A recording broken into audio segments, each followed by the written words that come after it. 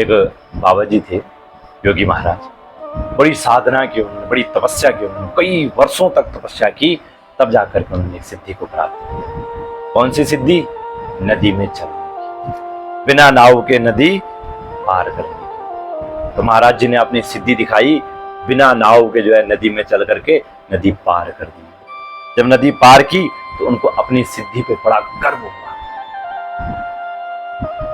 और अपनी तपस्या का संतोष भी प्राप्त हुआ कि मैंने इतने वर्षों तक तपस्या की, इसका मुझे फल प्राप्त हुआ है।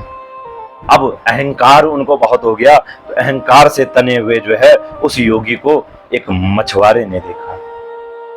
मछुआरा समीप गया, बोला महाराज प्रणाम, आपको प्रणाम करता। प्रणाम किया, साष्टांग प्रणाम किया और योगी जी से पूछा कि हे महाराज, आपने यह जल में तैरने की सिद्धि कितने वर्षों में प्राप्त की? योगी जी बड़े घमंडी थे, अहंकारी हो गए थे, बड़े गर्व से बोले कि मैंने जो है यह सिद्धि कठोर तपस्या करके 20 वर्षों में प्राप्त की। 20 वर्ष मुझे लग गए, तब जाकर के मैंने जो है इस सिद्धि को प्राप्त किया। तो बूढ़ा मछुआरा बड़ा खिन्न हुआ और कहा, आपका इतना लंबा समय तो व्यर्थ चला गया है।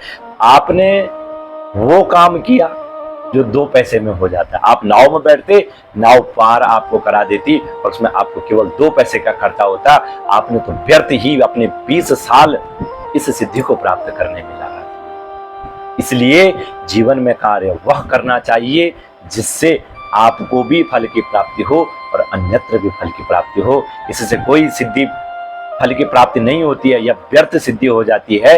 जिस प्रकार से योगी जी ने वह जल में चलने की सिद्धि प्राप्त की, लेकिन क्या है, वह व्यर्थ है, जबकि वह जो है नाव में बैठ करके मात्र 2 पैसे में जो है उस नदी को पार कर सकते थे।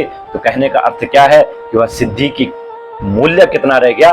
मात्र 2 पैसे।